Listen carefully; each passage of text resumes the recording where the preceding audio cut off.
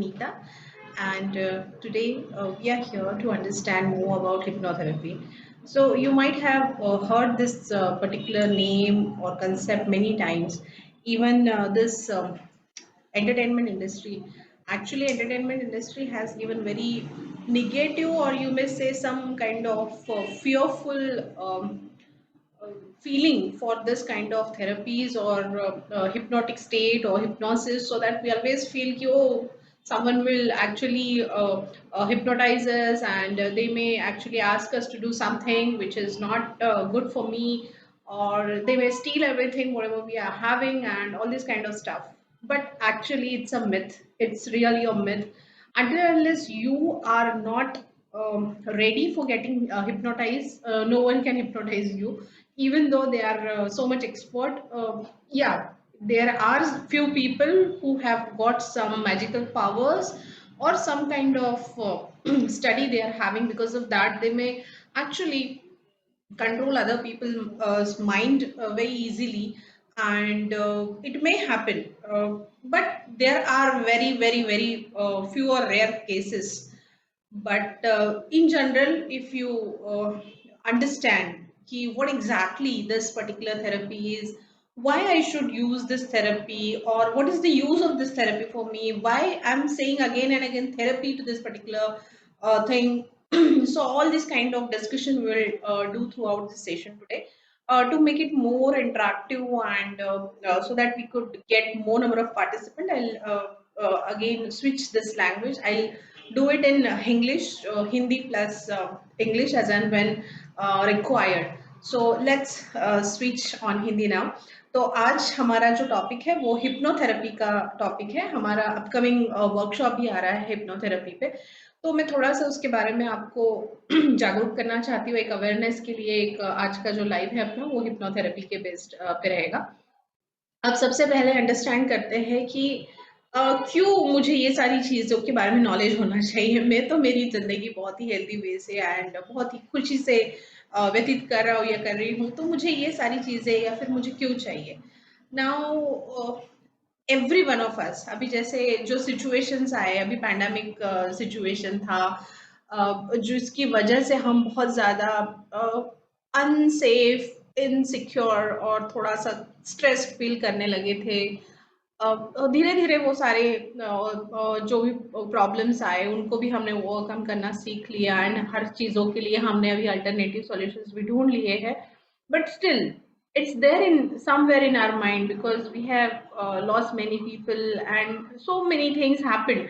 कितने लोगों के बिजनेस बंद हो गए, कितने, अभी मेरे खुद यहाँ पे 25 सेंटर्स थे पुणे में, अभी आज मेरा सिर्फ एक सेंटर है जहाँ पे मेरे पास एट ए टाइम कम से कम 400-500 स्टूडेंट एट ए टाइम होते थे।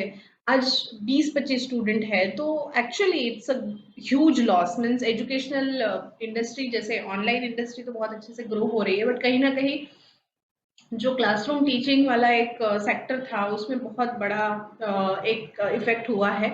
हालांकि अभी hotel industry and travelling industry also grow हो रही है, बट इन बिटवीन उसमें भी काफ़ी प्रॉब्लम हुए लोगों को। तो ये जो है, ये छोटी छोटी प्रॉब्लम्स जो है हमारे लाइफ के, छोटे बोलो या बड़े बोलो, ये कहीं ना कहीं स्ट्रेस क्रिएट करते हैं, एंड उस स्ट्रेस की वजह से जो भी प्रॉब्लम हमारे बॉडी पे होते हैं, मेंटल जो भी टेंशन है, प्रेशर है, उसकी वजह से जो बॉडी पे इफेक्ट होता है, एक्चुअली फिर उसके ब्लॉकेजेस बनना शुरू होते हैं। मतलब क्या होता है कि हमारी जो थॉट प्रोसेस है, अब किस टाइप की थॉट प्रोसेस जनरली हमें रहते हैं। सबसे पहले तो सबसे ज्यादा हम कोई चीज करते हैं तो वो होता है थिंकिंग। एक दिन में हम मिनिमम, मतलब एक नॉर्मल इंसान जो है वो 30,000 टू 50,000 थॉट्स मिनिमम क्रिएट करता है। अगर वो ज़्यादा टेंशन लेने वाला या फिर थोड़ा सा और डिस्टर्ब पर्सन है, तो वो 50,000 जो है वो 70-80,000 थॉट्स की लिमिट के भी पार जा सकता है। एंड अगर मेडिटेशन करने वाला एक स्टेबल माइंडेड पर्सन है तो 30,000 उससे लेस भी हो सकता है। तो बट एवरेजेस 30,000 टू 50,000 थॉट्स हम एक दिन के अंदर क्रिएट करते हैं। और ये मैं क्यों बता रही हूँ, क्योंकि जिस टाइप के थॉट्स हम दिन भर में क्रिएट करते हैं, जनरली 90% थॉट्स हमारे सिमिलर टाइप के होते हैं, चाहे वो हमारी दिनचर्या हो, चाहे जो भी है, लेकिन 90% थॉट्स हमारे सिमिलर होते हैं। और ये जो सिमिलर टाइप के थॉट्स हम रखते हैं उसकी वजह से हमारी एक पर्टिकुलर टाइप की पर्सनालिटी बन जाती है। तो हम जो पर्सनालिटी टाइप है वो सिर्फ और सिर्फ हमारे थॉट्स की वजह से है, and that is the only reason, nothing else. किस टाइप का बर्ताव हम लोगों के साथ करते हैं, किस तरह की बातें हम बोलते हैं, हम लोगों को कैसे ट्रीट करते हैं, हम जो भी प्रेजेंट करते हैं वो कैसे करते हैं, वो सारी हमारी पर्सनालिटी ट्रेट्स जो है वो सिर्फ और सिर्फ हमारे थॉट्स पे बेस्ड होती है। अब ये थॉट का स्रोत क्या है, कहाँ से शुरुआत होती है, मतलब कहाँ से आते हैं, ये क्रिएट कहाँ से होते हैं। तो हमें सबको पता है कि ये सारा अपने माइंड का खेल है, बट ये भी कहाँ से लाता है ना, मतलब सबकॉन्शियस माइंड जो है, एक्चुअली सबकॉन्शियस माइंड ये सारी चीजें कर रहा है, बट ये सबकॉन्शियस माइंड में भी कहाँ से आती है। तो सबसे पहले कॉन्शियसली हम क्या क्या चीजें करते हैं उसके ऊपर डिपेंड होता है कि किस टाइप का थॉट प्रोसेस एक्चुअली हमारा होगा, एंड सबकॉन्शियसली हम क्या थॉट्स रखेंगे, एंड फिर उसके बेस पे हमारी पर्सनालिटी कैसी होगी। तो बेसिकली हम किन लोगों के साथ हमारा समय व्यतीत करते हैं, कैसी बातें हम उनसे सुनते हैं, हम कैसी बातें उनके साथ शेयर करते हैं, देन हम कौन से टीवी प्रोग्राम्स देखते हैं, हम कौन से न्यूज चैनल्स देखते हैं, हम कौन से लोगों को सुनते हैं, हम किन लोगों को फॉलो करते हैं, हम यूट्यूब पे क्या देखते हैं, हम सोशल मीडिया पे क्या देखते हैं, हम कौन से बुक्स पढ़ते हैं, ये सारी चीजें जो है ये कहीं ना कहीं से आपके थॉट्स के क्रिएशन का जो है वो माध्यम बनती है। कभी कभी होता है ना कि एक आधी हॉरर मूवी देख ली, थ्रिलर या फिर कुछ मिस्ट्रियस देख लिया, एंड उसके बाद पता नहीं ऐसे होता है कि रात भर सोने के बाद भी लगा, मॉर्निंग में उठने के बाद कि थका हुआ सा लग रहा है या फिर फ्रेश नहीं लग रहा है। तो हो सकता है कि रात भर दिमाग में वही चलता रहा, एंड उसकी वजह से माइंड जो है वो ज्यादा डिस्टर्ब होता रहा, क्योंकि हम जब वो सारी चीजें देखते हैं तो इंटेंस इमोशंस आते हैं। जैसे हॉरर मूवी में बहुत ज्यादा स्केरी मोमेंट्स होते हैं जिसकी वजह से डर लगता है, क्योंकि और डर लगता है तो पेट में कुछ तो होने लगता है एंड ऑल, मतलब फिजिकली भी कुछ चेंज हमें महसूस होता है, not only a kind of feeling but that feeling also impact us physically. तो क्योंकि उस टाइप के थॉट्स जब आते हैं तो इंटेंस फीलिंग होने की वजह से फिजिकल इम्पैक्ट भी हो जाता है। तो समझो अगर रात भर उस टाइप के थॉट्स आए होंगे तो फिजिकली भी हम लोग जो है वो बिजी थे, मतलब रिलैक्स होने के लिए हम सोए, बट क्योंकि वैसे थॉट्स चल रहे थे तो फिजिकली भी कुछ ना कुछ चेंजेस जो है वो बॉडी में हो रहे थे, एंड उसकी वजह से क्या हुआ कि एंगेज रह गया, माइंड भी एंगेज था एंड बॉडी जो है वो फिजिकल इम्पैक्ट की वजह से बॉडी भी एंगेज थी, एंड उसकी वजह से रेस्ट जो था, वो रेस्ट से जो आउटपुट आना चाहिए रिलैक्सेशन वाला, वो ना आके ऐसे हो रहा है कि मॉर्निंग में भी हम थके हुए लग रहे हैं। और कभी कभी ऐसे होता है कुछ बात नहीं हुई हमारे साथ, मतलब ना कुछ बुरा हुआ है ना कुछ प्रॉब्लम हुआ है, फिर भी लगता है कि वी आर फीलिंग डाउन और वी आर अपसेट और we are not feeling good, don't know why, but it happens again. The similar kind of issue, you might have seen something or you might have think more about something which मतलब सोने से पहले हमने कुछ ऐसा देखा या ऐसा सोचा जिसकी वजह से रात भर वो चलता रहा एंड फिर उसका इम्पैक्ट जो है वो नेक्स्ट डे पे आता है। तो ये सारी चीजें जो है ये कहीं ना कहीं साइकोलॉजिकल इश्यूज स्टार्ट होने के लिए रिस्पॉन्सिबल होती है। एंड फिर ये जो साइकोलॉजिकल इश्यूज है समझो वो स्टार्ट हो गए, तो पहले तो वो मेंटल लेवल पे रहते हैं, अब उसके भी पहले अगर जाते हैं तो हमारी बॉडी जो है उसके बाहर हमारा ऑरा होता है, एंड ऑरा में भी 7 लेवल होते हैं। तो सबसे पहले जो थॉट प्रोसेस है वो ऑरा में आती है। ऑरा जब हमारा फ्रैक्चर होने लगता है, मतलब समझो वो ज्यादा देर तक अगर रहा तो ऑरा से फिर वो फिजिकल बॉडी में इम्पैक्ट करना शुरू करता है।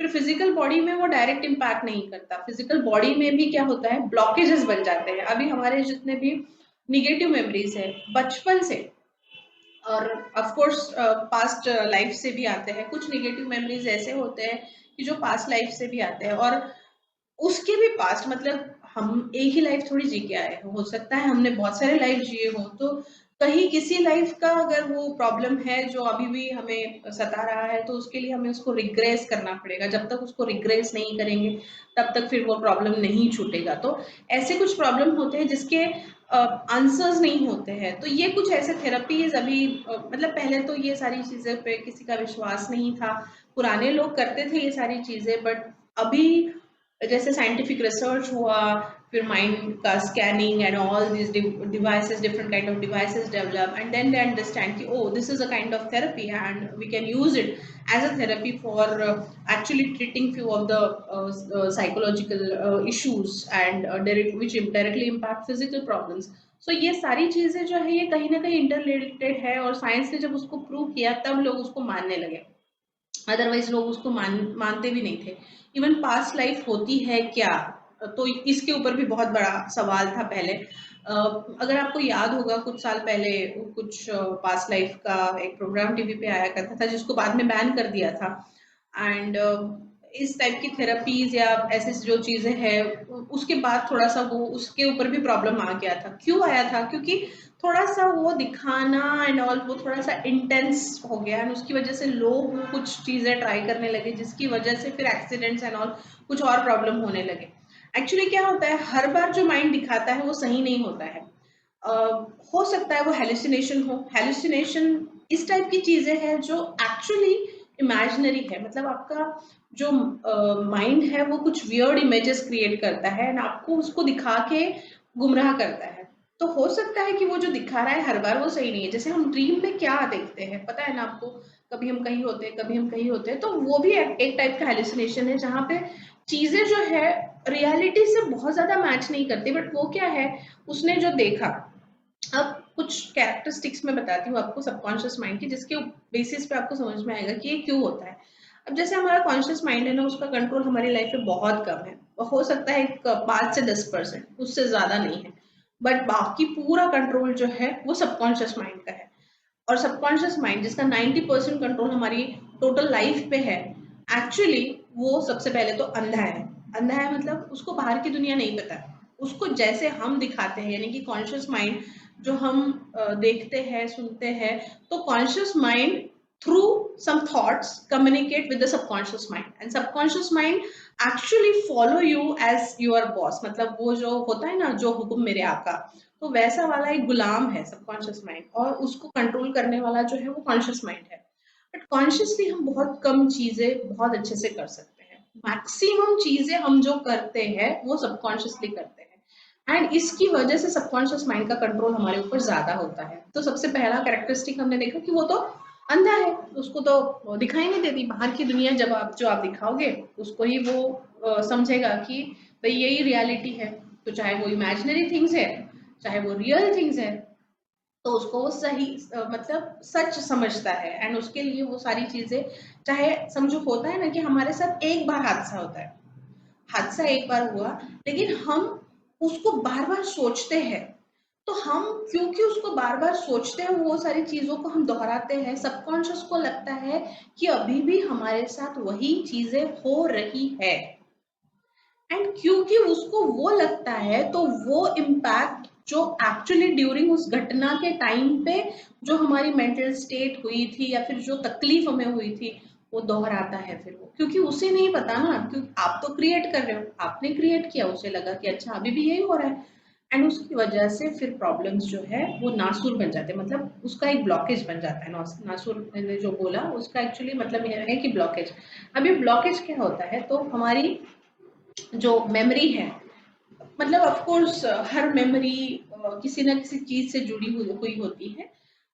तो वो जो मेमोरी है उस फोल्डर में कुछ चीजें ऐड होती रहती है, और ब्लॉकेज का मतलब क्या है, ऐसी इंटेंस निगेटिव मेमोरीज जिसकी वजह से एक्चुअली हम आगे नहीं जा पा रहे हमारी लाइफ में, या फिर कहीं पे कुछ तो हो जा रहा है उसकी वजह से प्रॉब्लम आ रहे हैं, तो कहीं ना कहीं उसके पीछे हमारे ब्लॉकेजेस होते हैं। तो एक्चुअली अगर हमें उसके ऊपर ओवरकम करना है, उसके कहीं ना कहीं सॉल्यूशंस निकालने हैं, तो सबसे पहला काम हमारे जितने भी मेंटल ब्लॉकेजेस हैं उसको अगर हम रिलीज करते हैं, मेंटल ब्लॉकेजेस को हम पूरी तरह से खत्म कर देते हैं, तो हमारे बहुत सारे मतलब जो ब्लॉकेजेस जिसकी वजह से कहीं ना कहीं हमारी ग्रोथ सक्सेस या फिर हमारा मोटिवेशन लेवल यहाँ पे प्रॉब्लम हो रही है, वो सारे जो है वो सॉल्व हो सकते हैं। एंड ऑफ कोर्स कुछ चीजें हमें बहुत तकलीफ देती है, इवन जब यंगस्टर्स हम देखते हैं प्यार मोहब्बत वाली जो इमोशनल फीलिंग्स होती है, फिर वो एक दूसरे को समझते नहीं या फिर धोखा दे देते हैं, फिर एक की लाइफ दूसरे की वजह से डिस्ट्रॉय ना, तो एक्चुअली कभी किसी को भुलाना किसी के लिए डिफिकल्ट हो जाता है, कभी किसी को छोड़ना किसी के लिए डिफिकल्ट हो जाता है। कोई हमारे लाइफ का पर्सन जो है वो हमें छोड़ के चला जाता है तो उसकी यादों में हम रहते हैं और उसको भुलाना हमारे लिए मुश्किल हो जाता है, उसके बिना जिंदगी जीना हमारे लिए मुश्किल हो जाता है। तो ये सारी चीजें, या फिर कोई हमारे साथ हादसा हो जाता है, कोई बहुत बड़ा एक्सीडेंट हो जाता है जो हम भूल नहीं पाते, भुलाना चाहते हैं लेकिन भूल नहीं पाते। तो ऐसी जो इंटेंस मेमोरीज है जिसकी वजह से एक्चुअली हम लाइफ में आगे नहीं बढ़ पा रहे, तो उसको डिसॉल्व करना, मतलब उस ब्लॉकेज जो बना है उसको डिसॉल्व करना, इसके लिए ये सारी चीजों के लिए इस टाइप की थेरेपीज जो है वो बहुत ज्यादा इफेक्टिव होती है। अब मोस्टली ऐसे डिसीजेस, ऐसे प्रॉब्लम्स जो मेंटल प्रॉब्लम की वजह से, साइकोलॉजिकल रीजंस की वजह से डेवलप हुए हैं बॉडी में, वो सारे टाइप के जितने भी डिसीजेस है वो एक्चुअली ये जो इस टाइप की थेरेपीज है, बहुत सारे हैं ऐसे। हिप्नोथेरेपी तो अभी मैं बता रही हूँ आपको, लेकिन सीबीटी होता है, कॉग्निटिव बिहेवियरल थेरेपी, जो अपने बिहेवियरल एस्पेक्ट के ऊपर काम करती है। Even neuro linguistic programming, NLP जो है, ये ऐसे लोगों ने, मतलब वो कोई साइकोलॉजिस्ट नहीं थे, बट उन लोगों ने बहुत ही अच्छा ऑब्जर्वेशन एंड रिसर्च करके एक थेरेपी डेवलप की है जिसे न्यूरो लिंग्विस्टिक थेरेपी कहते हैं, एनएलपी। उसके थ्रू भी हम, मतलब एक ट्रिगर क्रिएट, मतलब जहां जहां पे ब्लॉकेज है उसको क्रिएट करना, या फिर अपनी जो मेंटल सिचुएशन है यानी कि मेंटल कंडीशन है उसको इजीली ओवरकम करना। मतलब समझो, now I am feeling very down and okay, I am feeling so sad and it's very difficult now, I have to go for this live and I could not come up with my previous state. So at that moment of time, NLP will give you some tools which will give you solution within few seconds. Actually you can switch from one state of mind to another state of mind. बिल्कुल आप नाराज हो, बहुत ज्यादा sad हो, and आपको immediately आपकी state of mind change करनी है, तो उसके लिए स्विचेस क्रिएट कर देते हैं। तो समझो मैंने मेरी मेमोरीज को कहीं यहाँ पे मैंने ये कर दिया कि जब मैं एक एग्जांपल बताती हूँ आपको कि मैं बहुत खुश हूँ उस टाइप का, मतलब अभी ये सारा चीज होता है ऑटो सजेशन से। और ये सजेशन मतलब आप जैसे गाइडेड मेडिटेशन करते हो उसी टाइप के, सिर्फ आपको आपके माइंड को एक स्टेबल पोजीशन पे लाना पड़ता है, उसके लिए रिलैक्स होना पड़ता है। तो रिलैक्स के लिए of course you may gate relax and all, initial आपको वो सारे सजेशंस होंगे। एक बार आप एक स्टेबल माइंड के स्टेट में आ जाते हो, उस टाइम पे आपको कुछ सजेशंस दिए जाते हैं, कुछ गाइडेड मेडिटेशंस दिया जाता है, जिसकी वजह से आपको फिर उस पर्टिकुलर सिचुएशन में लाया जाता है जहाँ पे आपको वो सारी यादें जो बहुत ज्यादा प्लीजेंट है आपके लिए, आप बहुत खुश हो, इस टाइप की फीलिंग्स आपको उस टाइम पे आती है। और ऐसी खुशी जो आपने कभी भी महसूस ना की हो, उस टाइप की खुशी, मतलब आप हमेशा जीना चाहते हो उस टाइप की लाइफ में। वो मोमेंट जो आपकी लाइफ में बचपन से हुए हैं, वो सारे मोमेंट्स को आप याद करते हो। जब आप याद करते हो तो आप बहुत खुश हो जाते हो, और आपकी पूरी जो मेंटल एंड इमोशनल स्टेट है वो बहुत हैप्पी हो जाती है। एंड उस हैप्पी स्टेट में फिर हम कहीं पे टच करते हैं बॉडी के एक पर्टिकुलर पार्ट में, तो वो जो है वो स्विच बन जाता है। अब जब भी आप इस स्विच को ट्रिगर करोगे, यानी कि इस स्विच को दबाओगे, उस पर्टिकुलर मोमेंट ऑफ टाइम पे हमने जिस बॉडी पार्ट को जहां पे क्लिक किया था, जहां पे आपने उसको टच किया था, वहां पे वो सारी मेमोरीज आ जाती है। And it's really a magic, और ऐसा होता है। एंड क्योंकि मेरे पास अभी वो स्विच है, तो जब भी मुझे लगता है कि भाई मेरे अभी ऐसा है कि मैं खुश नहीं हो पा रही हूँ या फिर मुझे थोड़ा सा डाउन फील हो रहा है, मैंने जब वो स्विच डाला तो जब हम दबाते हैं उस पर्टिकुलर बॉडी पार्ट को, actually it's magic, really magic, कि वो सारी मेमोरी फिर से ताज़ा हो जाती है एंड हम फिर से उस पर्टिकुलर स्टेट ऑफ माइंड में आ जाते हैं। तो ऐसी मैजिकल थेरेपीज एक्चुअली एग्जिस्ट करती हैं, एंड बहुत ही आपको, मतलब अचंभे में डाल देगी कि माय गॉड, ऐसा भी होता है, ये भी होता है, ऐसे भी कर सकते हैं। तो या इट एग्जिस्ट, एंड या we are having many of such kind of courses. एक तो अभी हमारा आने वाला कोर्स है जो हिप्नोथेरेपी पे है, 15 दिसंबर को हम स्टार्ट कर रहे हैं। तो हिप्नोथेरेपी क्या होती है, उसे कैसे यूज करते हैं, अगर आप एक हिप्नोथेरेपिस्ट बनना चाहते हैं तो उसके लिए भी एक कोर्स आपके लिए बहुत यूजफुल रहेगा। या फिर सिर्फ आपको लगता है कि मैंने अभी इतनी सारी बातें जो बताई है उसमें से कोई भी प्रॉब्लम आपको फील होता है, तो आप हिप्नोथेरेपी कर सकते हो।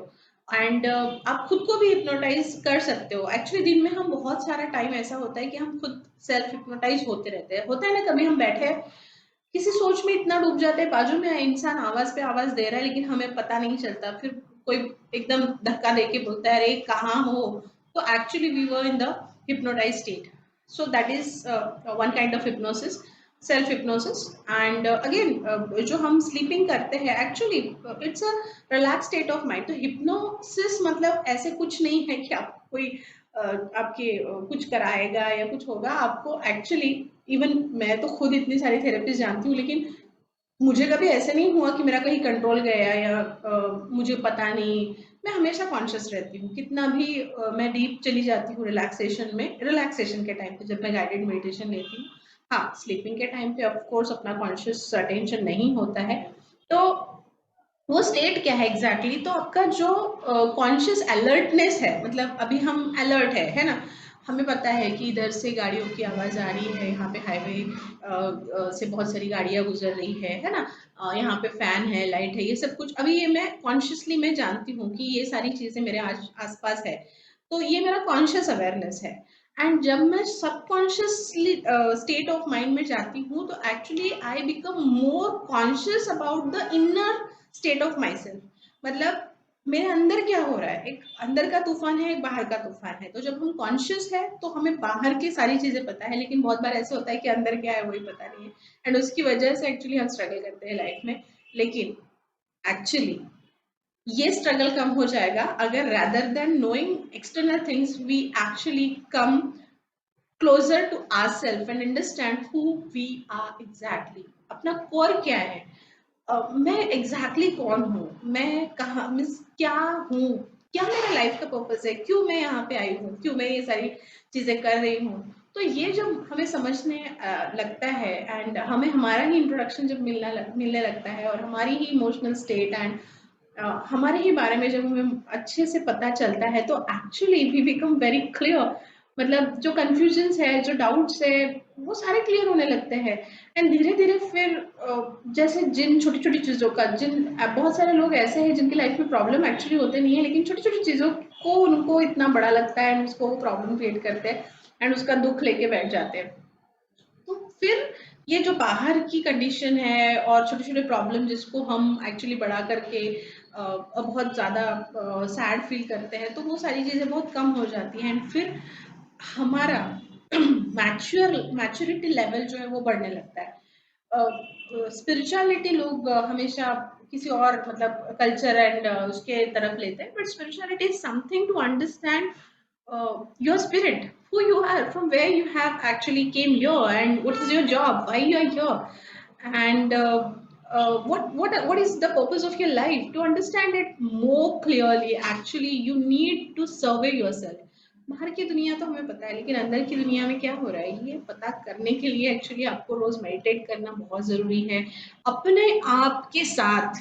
कुछ मतलब क्यों होता है कंफ्यूजन, क्यों होता है डिस्टर्बेंस, क्यों गिल्ट होता है, ये सारी चीजें क्यों होती है जब सबकॉन्शियस माइंड का कॉन्शियस माइंड के साथ कनेक्शन नहीं हो पाता है।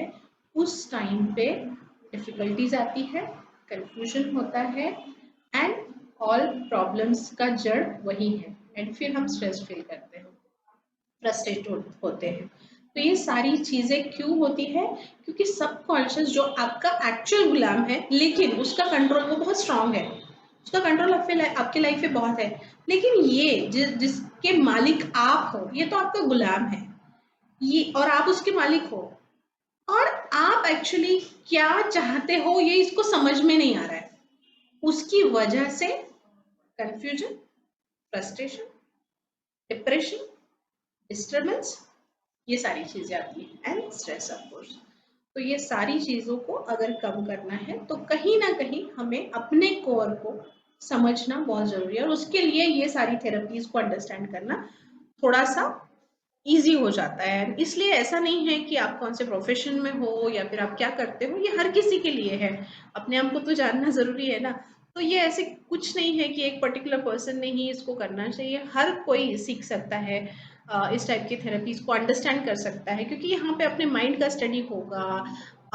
हमारे हेलुसिनेशन क्या होता है, हमारे माइंड में कितने पार्ट है, माइंड के कौन से लेवल पे क्या होता है, सबकॉन्शियस माइंड क्या है, कॉन्शियस माइंड क्या है, इस टाइप की सारी चीजें एक्चुअली हम सीखते हैं। और हमारे सारे ही कोर्सेज बहुत ही एक्सटेंसिव होते हैं, मतलब बहुत डीप एंड अच्छे से पूरा थ्योरेटिकल भी नॉलेज हम देते हैं, प्रैक्टिकल नॉलेज भी हम देते हैं, एंड उसका रिकॉर्डिंग भी देते हैं और बहुत सारी चीज़ें। मतलब सिर्फ आपको पीडीएफ नहीं मिलेगा, तो आपको उसके साथ उसके ऑडियोज भी मिलेंगे। फिर आपको उसके साथ मतलब होता है ना कि बहुत बार हम थ्योरी पढ़ने में हमें टाइम नहीं रहता है, आज हम बहुत बिजी हो गए। तो समझो कोई लेडीज है जो घर के काम में बहुत ज्यादा उनका समय जाता है, तो वो सिर्फ कान में लगा के सुनते रहे, तो वो पढ़ना भी हो जाएगा, सुनना भी हो जाएगा एंड समझ में भी आ जाएगा, क्योंकि मैं उसमें एक्सप्लेनेशन भी देती हूँ। तो ऑडियोज रिकॉर्ड किए हुए रहते हैं। उसके बाद हम जहाँ जहाँ पे जरूरत है वहाँ पे वीडियोस भी शेयर करते हैं, तो फिर वीडियो से और हमारा प्रैक्टिकल भी वो सारी कंसेप्ट जो है वो क्लियर होती रहती है। फिर उसके बाद हम, अगर आपको सर्टिफिकेट चाहिए तो उसके लिए आपको असाइनमेंट्स कंप्लीट करने पड़ते हैं। तो हर पीडीएफ के लास्ट में कुछ असाइनमेंट्स होते हैं, वो अगर आप कंप्लीट करते हो तो फिर हम आपको सर्टिफाई करते हैं। सर्टिफिकेशन के लिए असाइनमेंट कंप्लीट करना कंपलसरी क्राइटेरिया है आईटीसीएस में, तो बस उतना याद रखना है। अभी मैं लेके चलती हूँ आपको, I just quickly make you go through the syllabus of hypnotherapy. जैसे मैंने आपको बता दिया, अपकमिंग वर्कशॉप है ऑन हिप्नोथेरेपी, 15 दिसंबर से हम स्टार्ट करने वाले हैं। व्हाट्सएप पे होगा। बाकी तो आपको नंबर वगैरह सारी चीजें मिल ही जाएगी। और अगर आपको कुछ डाउट्स एंड क्वेरीज लगते हैं तो आप मुझे कमेंट्स में पूछ सकते हैं। तो I share my screen with you.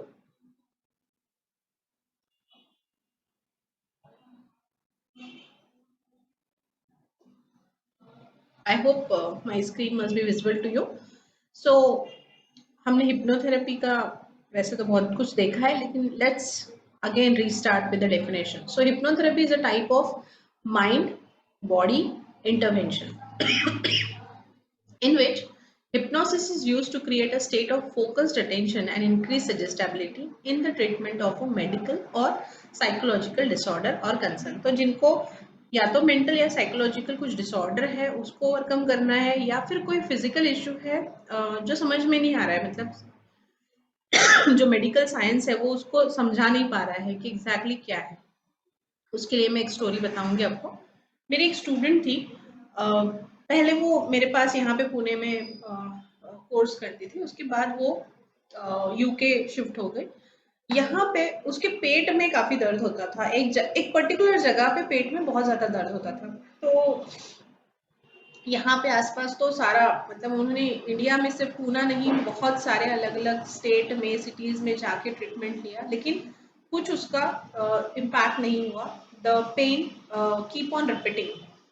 फिर सारे मतलब जितने हैं एक्सरे वगैरह जितना भी है, सारे सारे स्कैन सब कुछ हो गया, लेकिन फिर भी वो पता ही नहीं चल रहा था कि एग्जैक्टली क्या है, क्यों वहाँ पे पेन हो रहा है।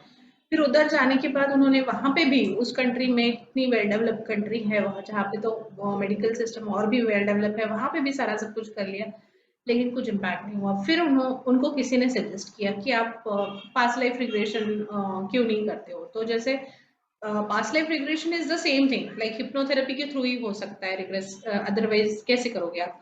तो डीपन स्टेट में जाते हैं, मतलब हमारा जो अभी कॉन्शियस स्टेट में है, हम थोड़ा रिलैक्स स्टेट में चले जाएंगे, तो हम थोड़ा सा सबकॉन्शियस लेवल में जाएंगे, और अगर डीपन हो गया एंड डीपर डीपर लेवल पे गए तो हम एक्सेस कर सकते हैं ओल्ड मेमोरीज को। तो उस टाइम पे फिर उसको पास्ट लाइफ रिग्रेशन रिग्रेस भी कर सकते हैं। तो रिग्रेस मतलब हमारे लाइफ की वो पर्टिकुलर मोमेंट, जैसे आज हम यहाँ पे है, फिर वो हमें थोड़ा सा पास्ट लेके जाते हैं। फिर हम जब छोटे बेबी थे तो उस टाइम पे, फिर अगर वहां तक रिग्रेस हो गया, वो प्रॉब्लम सॉर्ट आउट हो गया तो ठीक है, नहीं तो फिर उसको और पीछे लेके जाना पड़ता है।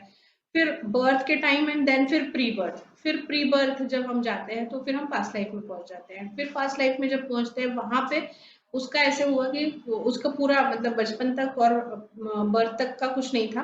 फिर जब वो पास्ट लाइफ में गई तब उसको पता चला कि जो प्रीवियस डेथ उसकी हुई थी, तो किसी ने यहाँ पे चाकू ठोक के उसको मार दिया था, एग्जैक्टली वही पे जहाँ पे उसको कंटिन्यू पेन हो रहा था। तो फिर उसने मतलब जो पास्ट लाइफ रिग्रेस करने वाला पर्सन है, उसने उस मेमोरी को डिसॉल्व कर दिया, जो ब्लॉक था उसको हटा दिया, वो रिग्रेस हो गया।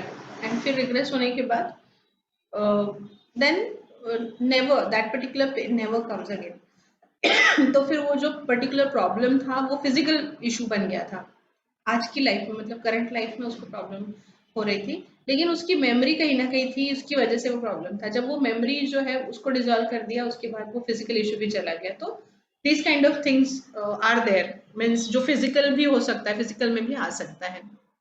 तो ये इस टाइप के ट्रीटमेंट्स के लिए यूज होने वाली थेरेपी है।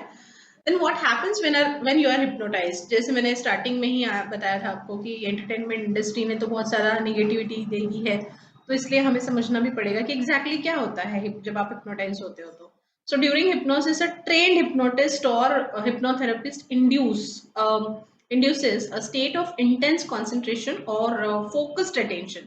This is a guided process with verbal cues and repetition. Hypnotherapy may place the seeds of different thoughts in your mind during the trance-like state, and soon those changes take root and prosper. फिर आपको जहाँ पे problem है उस particular point को पकड़ के फिर अलग सीड, मतलब जो पहले वहां पे कुछ है उसको निकाल के हमें नया सीड उसमें डालना पड़ेगा, एंड फिर उसको हमें प्रॉस्पर करना पड़ेगा। फिर वो होता है सजेशंस के थ्रू, और मोस्टली स्लो एंड रिपीटेशन वाली लैंग्वेज उस टाइम पे यूज होती है, क्योंकि माइंड बहुत रिलैक्स स्टेट में होता है। तो जैसे होता है ना कि हम एक बहुत फास्ट ट्रैक में जाते हैं और बहुत स्लो में तो कैसी आवाजें आने लगती है, तो उस टाइप की हमें आवाजें सुनाई देती है। इसलिए जो बोलने वाला थेरेपिस्ट है उसको भी बहुत स्लो मोशन में बोलना पड़ता है, एंड बहुत सारी चीजें जो है वो रिपीट करनी पड़ती है, but it is a more focus state of mind. मतलब जैसे हम अभी है ना, हम अभी बहुत डिस्टर्ब स्टेट में है, क्योंकि हम कॉन्शियस भी है, सबकॉन्शियसली चीजें अभी समझो, पसीना आ रहा है, नाखून बढ़ रहे हैं, बाल बढ़ रहे हैं, ये सारी चीजें, मतलब सबकॉन्शियस माइंड जो है वो हमेशा बिजी, उसको सारी चीजें कंट्रोल करनी है। इतने ऑर्गन्स है, हर ऑर्गन के कितने सारे काम है, हार्ट है और उसको ब्लड प्यूरिफाई करना है, किडनी को उसका अपना काम है, हर एक ऑर्गन को भी उसको कंट्रोल करना है, तो वो भी उसकी जिम्मेदारी है। मतलब वो उसको सारा कंट्रोल उसके पास है, तो वो उसको हैंडल भी कर रहा है कॉन्शियसली। मैं अभी इतना बातें कर रही हूँ, अब ये थॉट्स का मैं तो बहुत सारी चीजें तो मन से ही आ रही है ना, तो ये सारी चीजें सबकॉन्शियसली आ रही है, जो मुझे पता है या कोई कहीं से कुछ याद किया हुआ तो है नहीं। तो ये सारी चीजें जो है ये भी आ रही है, तो मतलब हम और डिस्टर्ब है इस मोमेंट पे। लेकिन जब हम एक्चुअली उस स्टेट में जाते हैं तो that become the more focus state of mind, हम बहुत ज्यादा अलर्ट रहते हैं उस टाइम। तो डोंट थिंक कि you are not aware of your self, rather you are more aware of your self at that particular moment of time when you are hypnotized. अब देखते हैं कि बेनिफिट्स क्या है, मतलब कौन से इश्यूज को हिप्नोथेरेपी जो है वो सॉल्व कर सकती है। तो 6 कॉमन हम देखेंगे, इसके अलावा बहुत सारे ऐसे हैं जो इश्यूज इससे सॉल्व हो जाएंगे। तो पहला तो है ट्रबल स्लीपिंग, जिनको नींद नहीं आती या फिर इंसोम्निया है, एंड स्लीप वॉकिंग, जिनको नींद में चलने की बीमारी है। Then hypnosis may be a helpful tool if you sleepwalk और struggles with falling and staying asleep. आप या तो आपको कभी स्लीप को कंट्रोल करना है, मतलब नींद नहीं आनी चाहिए लेकिन आ जाती है, एंड कहीं पे ऐसे है कि नींद आनी चाहिए और नहीं आती, तो ये सारी जो चीजें हैं उसके लिए भी हिप्नोथेरेपी यूजफुल होगा। एंड बाकी के जो प्रॉब्लम है नींद से रिलेटेड वो भी आपके सॉल्व हो जाएंगे। इवन किसी को बहुत ज्यादा सपने आते हैं या बहुत ज्यादा डिस्टर्बेंस होता है उसकी वजह से वो सुबह फ्रेश नहीं उठ पाते हैं, तो ये सारे प्रॉब्लम्स जो है वो हिप्नोथेरेपी से ट्रीट कर सकते हैं आप। एंग्जाइटी, बहुत सारे नॉर्मल लोगों को लगता है कि anxiety is a normal thing, but actually it's not normal thing. Stable, cool, calm, that state is a normal state, and that's why we feel very normal at that state of mind. But when we are anxious, आपको मतलब कोई भी intense situation ले लो, intense emotion ले लो, जब हमें गुस्सा आता है तो देखो आप स्लरिंग करने लगते हो, मतलब आपका जो वॉइस है वो बहुत जोर से आने लगता है, और आप बहुत क्लियरली, कभी कभी स्लिप हो जाता है, मतलब बोलना नहीं चाहते लेकिन बोल देते हैं बहुत सारी चीजें। हाथ के ऊपर कंट्रोल नहीं, किसी को मारना नहीं चाहते लेकिन मार देते हैं। देन आपकी आंखें लाल होने लगती है, आपको पसीना आने लगता है, आपका गला सूखने लगता है, आप शिवर करने लगते हो। अब क्या हुआ, क्यों ये सब कुछ हो रहा है? सबसे पहले तो ये अगर नॉर्मल होता, मतलब गुस्सा करना अगर नॉर्मल होता तो ये सारे बॉडी में फिजिकल चेंजेस तो नहीं आते। अब ये फिजिकल चेंजेस क्यों आ रहे हैं? क्योंकि हर इमोशन पे एक्चुअली हमारा जो ब्रेन है ना, दुनिया में जितने केमिकल्स नहीं है उससे ज्यादा केमिकल्स हमारे ब्रेन में है मौजूद, और वो हर इमोशन पे एक स्पेसिफिक टाइप का एक केमिकल रिलीज करता है। अब ये जो केमिकल है, ये अगर अच्छे इमोशन है, पॉजिटिव इमोशन है, तो वो जो केमिकल वो रिलीज कर रहा है वो हमारे बॉडी के लिए जो है वो यूजफुल है। एंड अगर हम निगेटिव इमोशंस क्रिएट कर रहे हैं तो वो जो केमिकल रिलीज करेगा वो हमारे बॉडी के लिए हार्मफुल है। तो इंटेंस निगेटिव फीलिंग, चाहे वो एंजाइटी हो, चाहे वो इंटेंस फियर हो, चाहे वो इंटेंस कोई भी जेलसी, ग्रीडीनेस, या फिर किसी भी टाइप का निगेटिव इमोशन हो, निगेटिव इमोशन जो भी है वो कभी भी अच्छा केमिकल रिलीज नहीं करता। तो मेंटली एक टाइप का केमिकल रिलीज होता है जिसकी वजह से फिर फिजिकली ये सारे चेंजेस बॉडी में आते हैं। आपकी आंखें लाल होना, को पसीना आना, आपका गला सूखना, ये सारी चीजें, बॉडी शिवर होना, स्टैमरिंग होना, बात करने में लड़खड़ाना आना, ये सारी चीजें होती है। तो बहुत सारे लोगों को, जो लोग छोटी छोटी बात पे गुस्सा होते हैं, actually it's a kind of anxiety attack. छोटी छोटी चीज होती है लेकिन वो नाराज इस टाइप से होते हैं कि बहुत बड़ा कुछ कर लिया, एंड चीखने लगते हैं, चिल्लाने लगते हैं। तो they really need some kind of psychological treatment. तो गुस्सा आना बिल्कुल नॉर्मल नहीं है। हाँ, नॉर्मल स्टेट में रहना बिल्कुल नॉर्मल है, लेकिन अगर आपको छोटी छोटी बातों पे गुस्सा आता है तो actually your mind is not 100% normal. You need some kind of attention to be given to your mind. So that is what is about anxiety. So if you are feeling so much anxious, if you are getting disturbed very quickly, actually these kind of diseases also solved with the help of hypnotherapy. Then irritable bowels syndrome और IBS symptoms, आपको मतलब पेट में कुछ गड़बड़ हो जाना और अचानक कुछ तो हो जाना, तो कभी एकदम से सुन्न पड़ जाना, उस टाइप के कुछ ऐसे प्रॉब्लम्स जो मेंटल सिचुएशन की वजह से होते हैं, वो भी हिप्नोथेरेपी जो है वो कंट्रोल कर सकता है। क्रोनिक पेन, अब पेन जो होते हैं वो एक तो होता है नॉर्मल वाला पेन जो आता है, थोड़ी देर रहता है और चला जाता है, लेकिन कुछ पेन होते हैं वो हमेशा, जैसे किसी के घुटनों में दर्द होता है, किसी के कभी हाथ में, पैर में या सर में दर्द होता है, कहीं पीठ में दर्द होता है, तो हमेशा होता रहता है और उन लोग को उसकी आदत भी हो जाती है। तो उस पेन को क्रोनिक पेन कहते हैं, जो हमेशा, और एक्चुअली पेन ये ऐसी चीज है, ये किसी डिवाइस से आपको पता नहीं चलेगा कि आपने समझो बताया कि आपके पर्टिकुलर पार्ट ऑफ बॉडी में कोई पे पेन हो रहा है, एंड अगर आपने कोई एक्सरे लगाया या कोई मशीन से उसको स्कैन किया तो वहां पे कुछ नहीं दिखेगा क्योंकि ये जो पेन आते हैं ये पेन मेंटल होते हैं।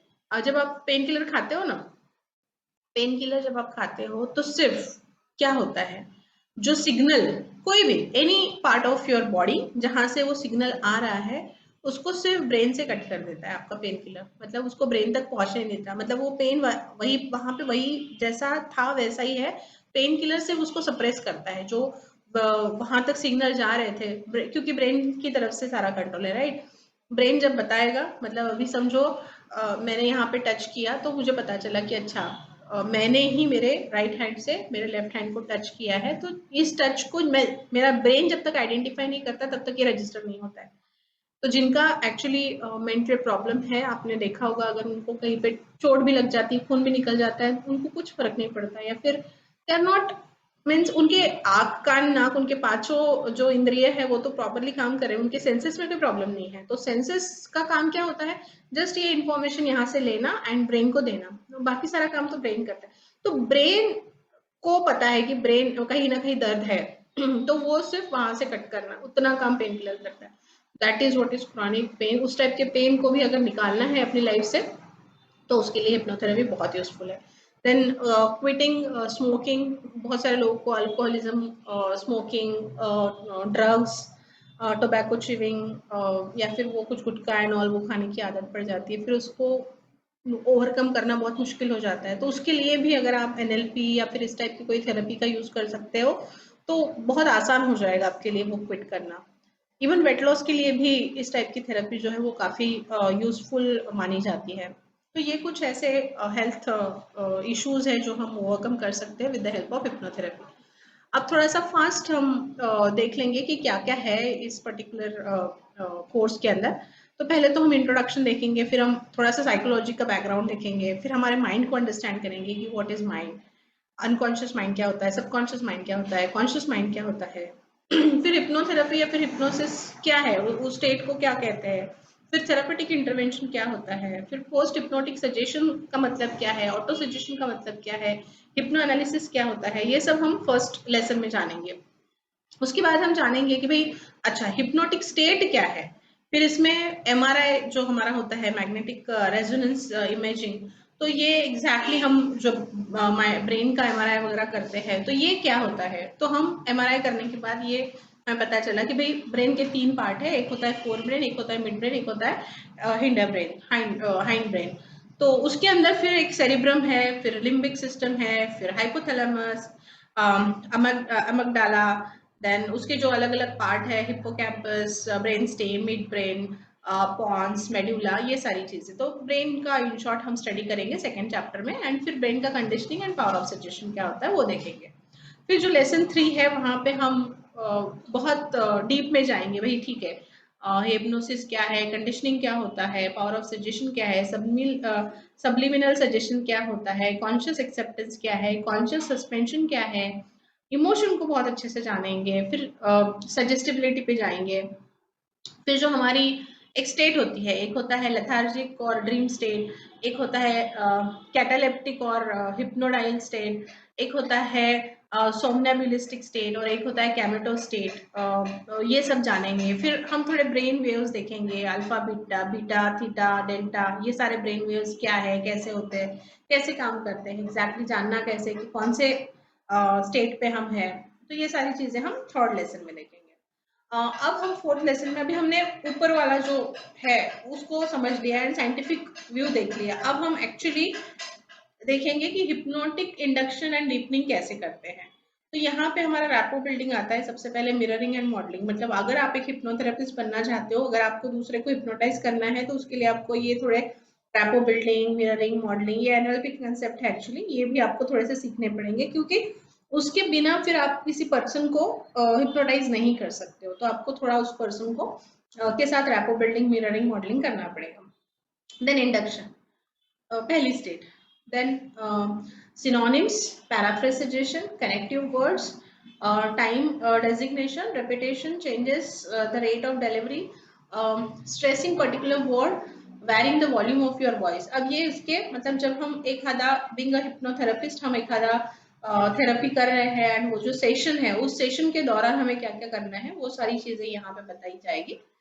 अब जो हिप्नोटिक स्टेट है उसमें पहले आती है लाइट स्टेट, फिर माइल्ड स्टेट, फिर मीडियम स्टेट, फिर डीप स्टेट, फिर सोमनेबुलिस्टिक स्टेट एंड फिर एसडाइल स्टेट। तो इसमें हम चेक कर सकते हैं कि उसके लिए फिर कुछ टेस्ट आते हैं, जैसे आई कैटालेप्सी टेस्ट होता है, लिम कैटालेप्सी टेस्ट होता है, मीडियम स्टेट ऑफ हिप्नोसिस होता है। ये सारे टेस्ट से हम समझ में आ सकता है हमें कि वो डीप में है, मिडिल में है, कहाँ पे है एग्जैक्टली, हिप्नोटाइज हुए भी है कि नहीं हुए हैं। Then inhibition of voluntary movements, automatic obedience, emotional changes, partial post-hypnotic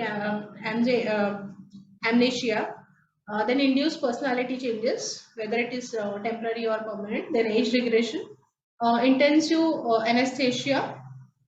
ये कुछ चेंजेस हैं जो उस टाइम पे हमें फील होते हैं एंड उसके लिए हम काम कर सकते हैं। यहाँ से थोड़ा सा समझना, मतलब वो और डिटेल में जा रहे हैं तो थोड़ा टेक्निकल हो सकता है। तो यहाँ पे लेसन 5 में जब हम आते हैं तो हम कुछ अप्लाइड साइकोलॉजी के कंसेप्ट्स जानते हैं, जहाँ पे हम कॉन्शियस एक्सेप्टेंस क्या होता है, पॉजिटिव सजेशंस क्या होता है वो समझते हैं। फिर उस सजेशंस में suggestion must at all B positive, हमेशा हम जो सजेशन देते हैं वो हमेशा पॉजिटिव होने चाहिए, सिंगुलर होने चाहिए, उसके 2-3 मीनिंग नहीं होने चाहिए, क्योंकि हम दूसरे स्टेट में है, माइंड ऑफ में है, मतलब हम नॉर्मल स्टेट में नहीं है, हम एक्चुअली जो ऑब्जेक्ट है यानी कि जिस पर्सन को हम हिप्नोटाइज कर रहे हैं वो ऐसे स्टेट में है कि जिसको जो बताएंगे वो उस टाइम पे वो एक्सेप्ट कर लेगा, उस टाइप का बिहेवियर वो करेगा। तो इसलिए आप बिंग हिप्नोटिस्ट या फिर हिप्नोथेरेपिस्ट, आपको उसे ऐसे सजेशन देने हैं जिसका सिंगल मीनिंग हो, उसका कोई भी डबल टिबल मीनिंग ना हो। बहुत ही आपको कॉन्शियस रहना पड़ेगा जब आप उनको ऑटो सजेशन दे रहे हो, क्योंकि उस टाइम पे वो जो लेंगे वो उस टाइम के बन जाएंगे।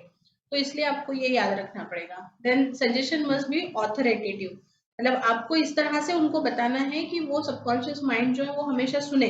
तो आपको उसको उस टाइप से ही ऑथोरेटिव स्टेट में बताना पड़ेगा, नहीं आपको ये ऐसे कर लेना चाहिए, प्लीज, इस टाइप की लैंग्वेज नहीं चलेगी। आपको उसको चेंज करने वाली कि it must be like this, not like this. और तो आपको थोड़ा सा ऑथोरेटिव बनना पड़ेगा जब आप ऑटो सजेशन दे रहे हो।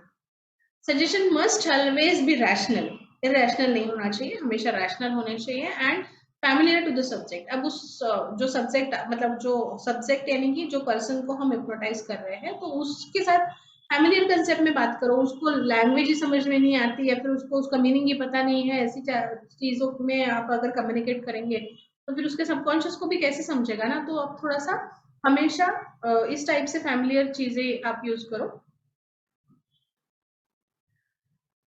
Okay, then monotony and trust, sight, hearing, taste and smell, touch और feeling, तो ये सारी चीजें उसमें आएगी।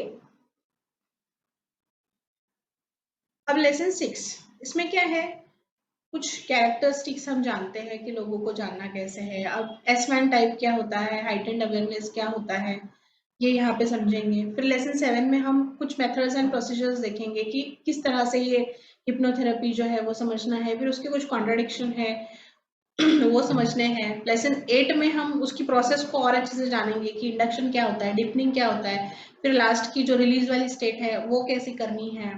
तो ये सारे, फिर रूटीन कैसे फॉलो करना है, मतलब उनको घर में क्या करने के लिए बताना है। समझो आप कोई पर्टिकुलर चीज के लिए हिप्नोथेरेपी कर रहे हो तो उसके समझो आप एक 6 सेशंस आपने दिए हैं समझो पेशेंट को। अब वो 6 सेशन में वो यहाँ पे कुछ करेंगे, लेकिन फिर ऐसा ना हो कि नेक्स्ट टाइम जब वो आए तो आपको फिर से उतने एफर्ट्स लेने हो। तो आपको घर पे भी उनको कुछ एक्सरसाइजेस बताने पड़ेंगे जो वो खुद करेंगे। तो आप उनको सीडीज दे सकते हो, आप उनको सुनने के लिए कुछ दे सकते हो, आप या कोई एक्सरसाइज बता सकते हो, कोई मेडिटेशन वगैरह, गाइडेड मेडिटेशन वगैरह दे सकते हो। तो वैसा वो सारी चीजें हिप्नोथेरेपी के दौरान यानी कि पूरी थेरेपी होने के दौरान आपको देनी पड़ेगी। तो वो लेसन 8 में आएगा। Then lesson 9, more on deepening and therapeutic suggestion insert। तो आपको कौन से सजेशन कहाँ पे देने हैं, लाइट पे क्या करना है, माइल्ड पे क्या करना है, मीडियम पे क्या करना है, डीप। तो हर स्टेट ऑफ माइंड पे आप किस तरह से सजेशंस देंगे एंड किस तरह से उनको मतलब क्योर करने के लिए, रिकवर करने के लिए हेल्प करेंगे। तो ये सारी चीजें आती हैं लेसन 9 में। तो इस तरह से ये सारे चीजें हैं इस पर्टिकुलर सिलेबस के अंदर। आई गेस थोड़ा बहुत तो क्लैरिटी आ गया होगा। कुछ चीज़ें हैं जो थोड़ी टेक्निकल है, जो इतनी आसानी से समझ में नहीं आती है, लेकिन मोस्टली मैंने बहुत ही इजी लैंग्वेज में बात करने की कोशिश की है, जहाँ पे हमें चाहे साइकोलॉजी का हमें नॉलेज हो ना हो, हमें इन बातों के बारे में पता हो ना हो, बट नॉर्मल लाइफ में जो चीज़ें हमें समझ में आती है, जो चीज़ें एक्चुअली हम पे इम्पैक्ट करती है, तो वो सारी चीज़ों को लेके मैंने कोशिश की है आपको थोड़ा बहुत हिप्नोथेरेपी के बारे में बताने की। एंड साइमल्टेनियसली थोड़ा सा हमारे प्रोग्राम के बारे में भी मैंने बताया एंड उसके सिलेबस को भी हमने डिस्कस किया। अगर आप ज्वाइन करना चाहते हैं तो you are most welcome. You can contact me to join our upcoming workshop on WhatsApp on hypnotherapy starting from 15 December. Fees is very less, only 1500 rupees, and you will get 4 courses worth rupees 15,000 absolutely free with this workshop on enrolling this particular workshop, and lifelong access you'll get through Google Drive, and on our app also you will get the access of the course. You can ask all your doubts and queries on the discussion group during the workshop. So I welcome you and invite you to join this course. And if you are having any kind of doubts or queries on these kind of therapies, so please do connect me. Thank you. Take care. Bye bye.